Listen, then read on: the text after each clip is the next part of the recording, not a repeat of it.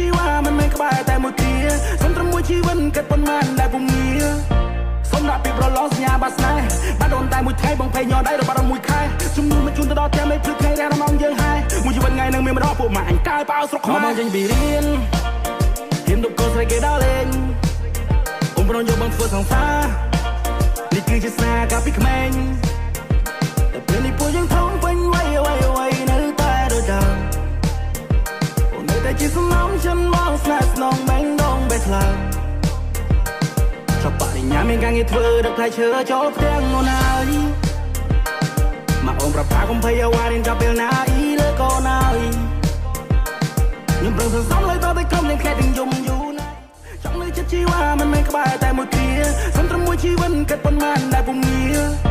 សុំដាក់ពីប្រឡងសញ្ញាបាត់ស្នេហ៍បាត់អូនតែមួយថ្ងៃបងភ័យញ័រដៃរបស់មួយខែជំនួសមកជូនទៅដល់ផ្ទះមេព្រឹកថ្ងៃរះរំងយើងហើយមួយជីវិតថ្ងៃនឹងមានម្ដងពួកម៉ាក់អញកាយប៉ាវស្រុកខ្មែរមកចេញពីរៀន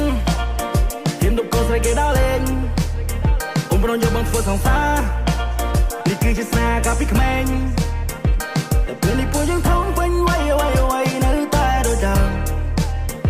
អូននៅតែជាសំណងចិនមកស្នេហ៍ស្នងបែងដងបែកខ្លាំង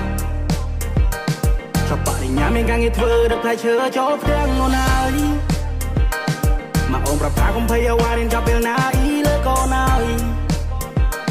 ខ្ញុំប្រឹងសន្សំលើតតែក្រុមលេងថ្ងៃទាំងយំយូរណាស់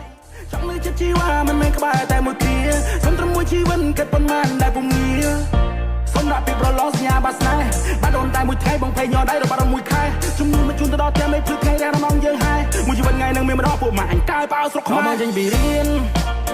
ហ៊ានទៅកូនស្រីគេដល់លេងអូនប្រងយកបងធ្វើសង្សារនេះគឺជាស្នេហ៍កាលពីក្មេង